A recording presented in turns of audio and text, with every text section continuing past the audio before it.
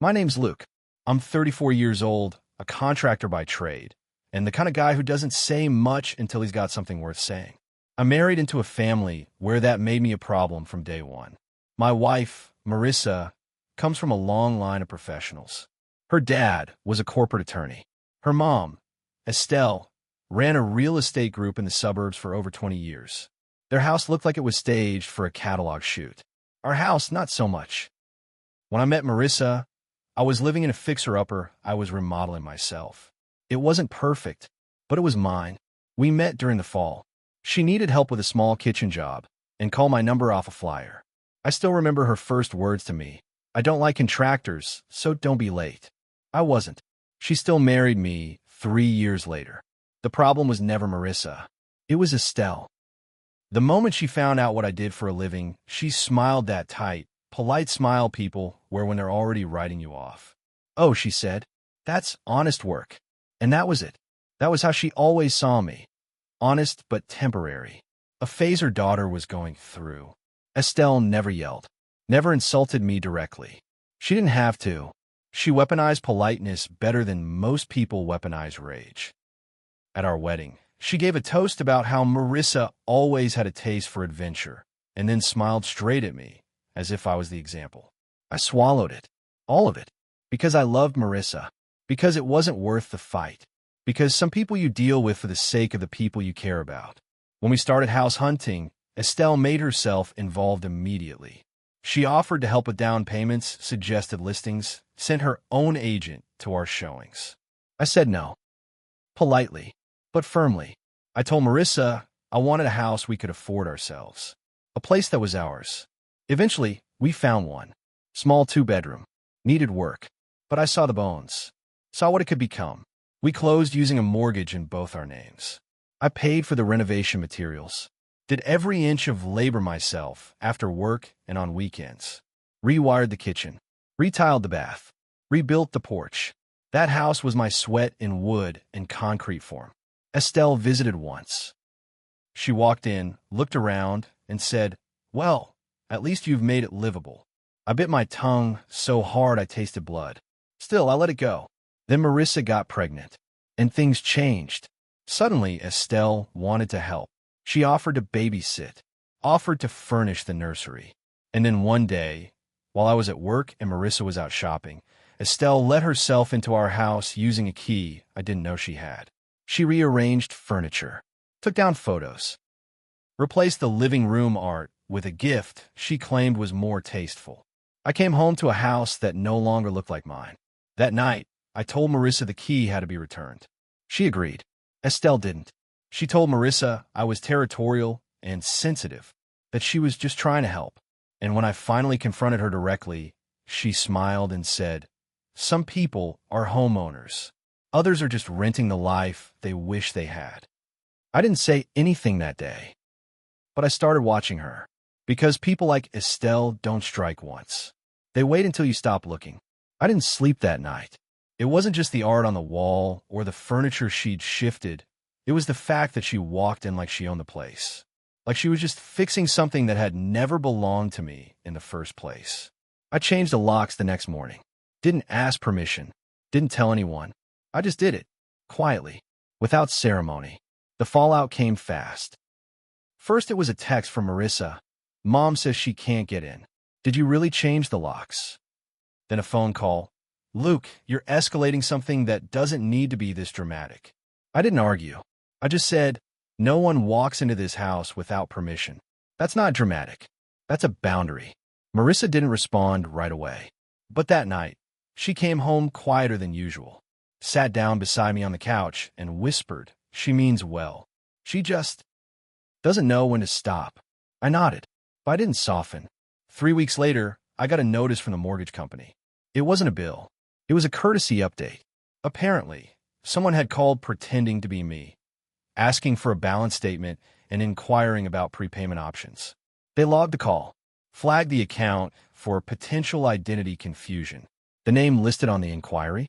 Estelle. She hadn't even used a fake name. Just assumed the world worked differently when you smiled through it. I didn't tell Marissa right away. I want to be sure. So I went down to the county clerk's office, pulled a copy of our property deed, and my stomach dropped. There it was, an ownership transfer request, filed but not yet processed. It had been paused due to incomplete documentation, but the intent was clear. She had tried to move the property title into a trust that listed her as the administrator, and us, just the beneficiaries. I took a photo. Then I went home and showed it to Marissa. She stared at the screen like she didn't understand what she was looking at. Then she put the phone down and said one word, quiet, shaky. No, she tried to take the house. I said, no, Marisa repeated. She wouldn't do that. I didn't argue. I just handed her the folder with the mortgage call log, the deed request, and the time-stamped security footage from our porch cam of Estelle letting herself in with a key I never gave her. That night was the first time Marissa cried over her mother in silence.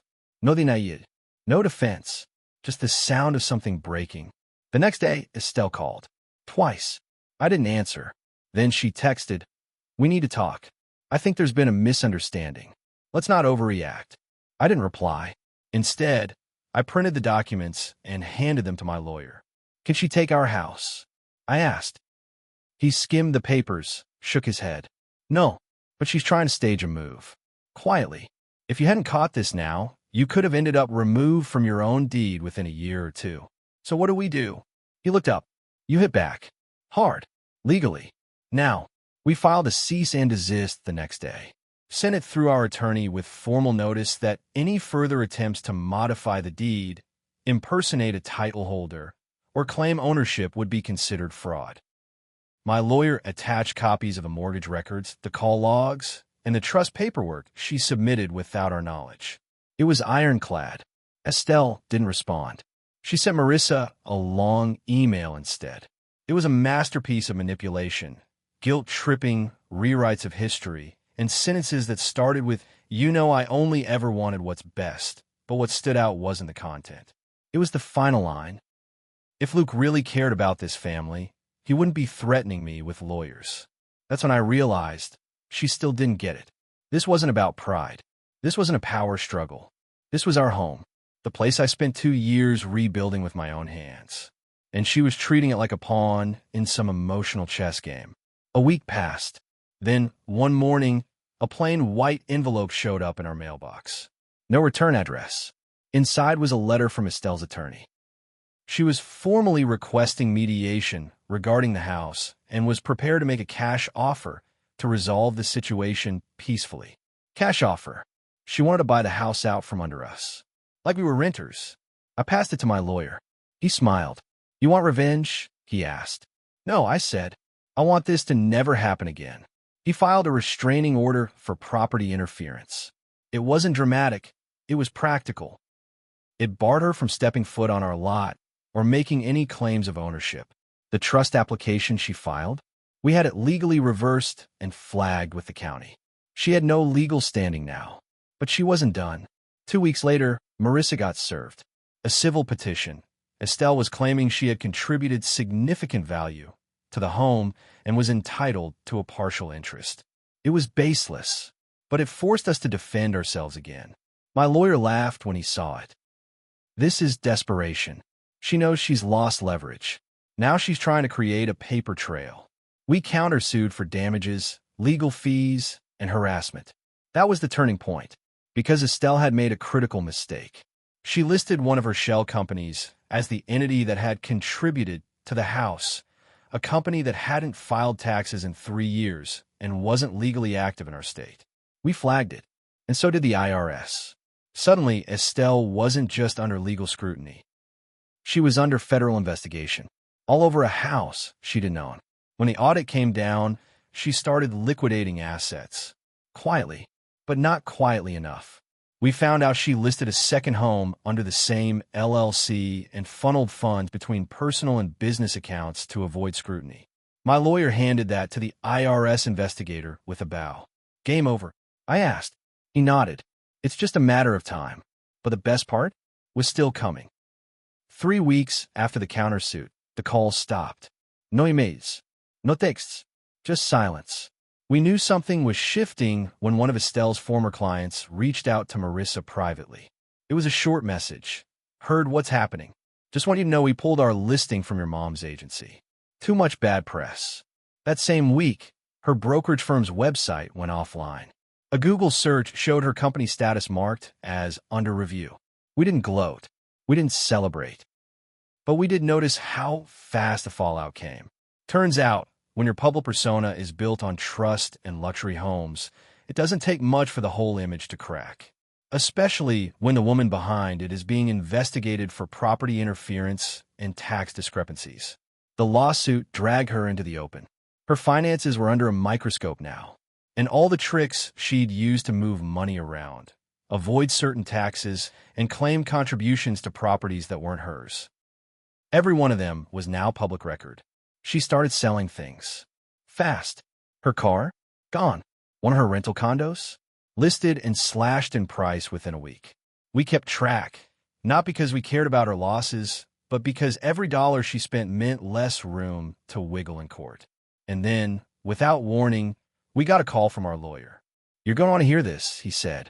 She was offering to settle. Full withdrawal of all claims, written apology, reimbursement for legal fees, and public acknowledgement that the house was not, nor had it ever been, hers. "She's folding," he said, but I wasn't satisfied yet, because I knew she wasn't offering out of remorse.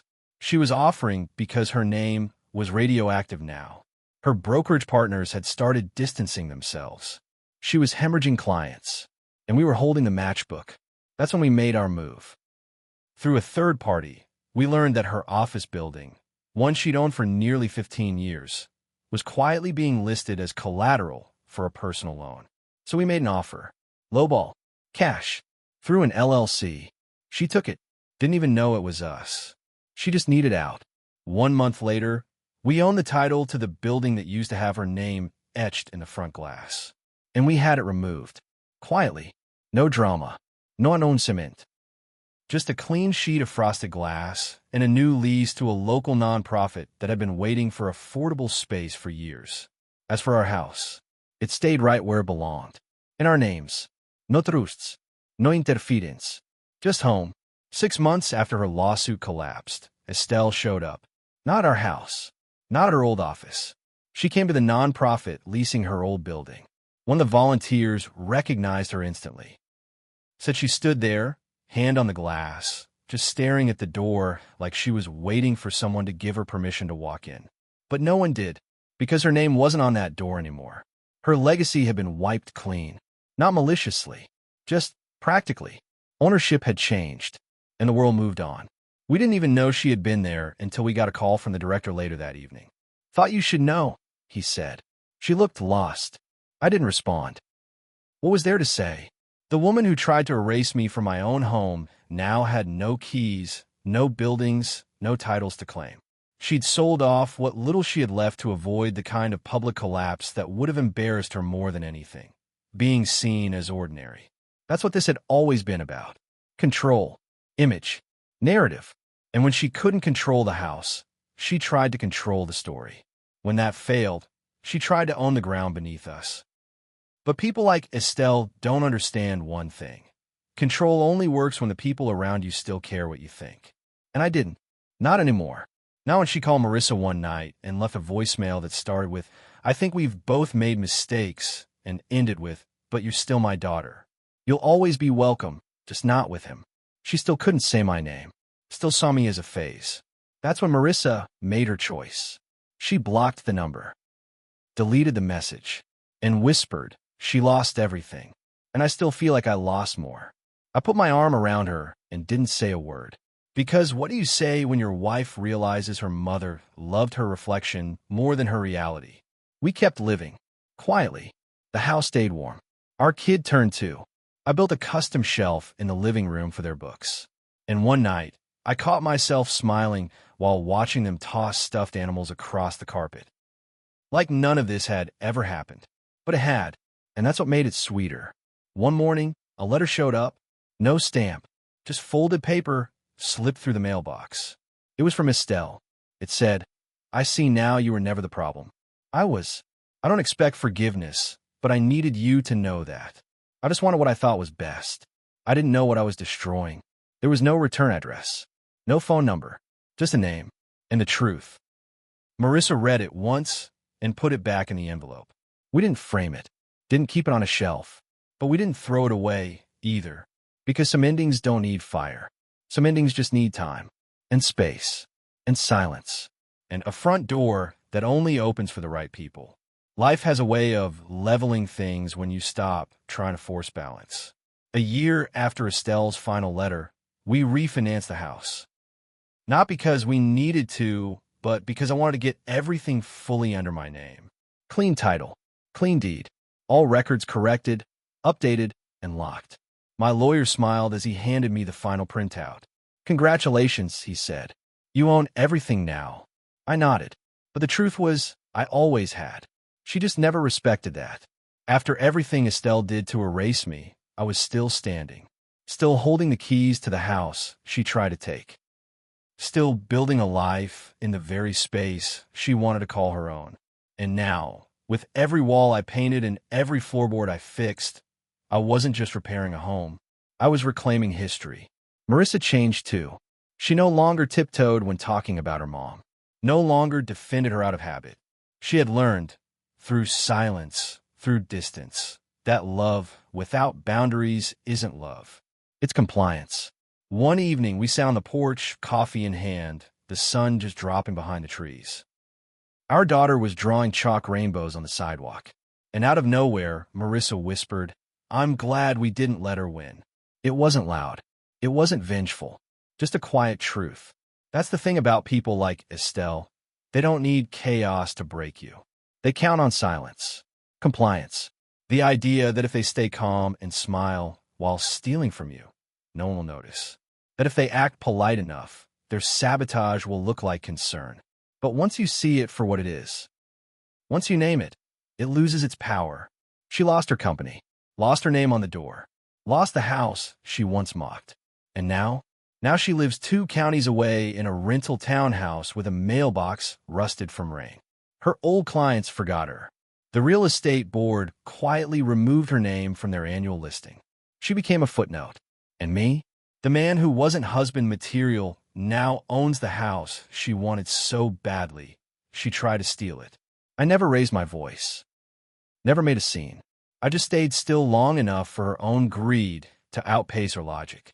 And when it all collapsed, I didn't gloat. I didn't need to. Some victories are loud. Others, you live inside them. 2 years passed. No calls, no letters, no more offers disguised as apologies. Just the quiet kind of peace that only comes after a storm you didn't start, but still outlasted. One day, I walked past the hallway wall and noticed something small but symbolic. The frame house deed hung there, right between our daughter's first crayon drawing and a photo of us on the porch. A piece of paper, just ink and fiber. But in this house, it meant everything. It meant I was no longer a guest in my own life. It meant the man she called just a contractor was the one who built the life she tried to take. And it meant that control, no matter how tightly someone tries to grip it, will always slip when it's not grounded in love. Estelle hasn't been back. Maybe she never will. But every now and then, when I sit on the porch with a cup of coffee and watch my daughter laugh in the same yard her grandmother tried to erase, I remember something important. Winning doesn't always look like revenge. Sometimes it just looks like staying. Still here. Still standing. Still home.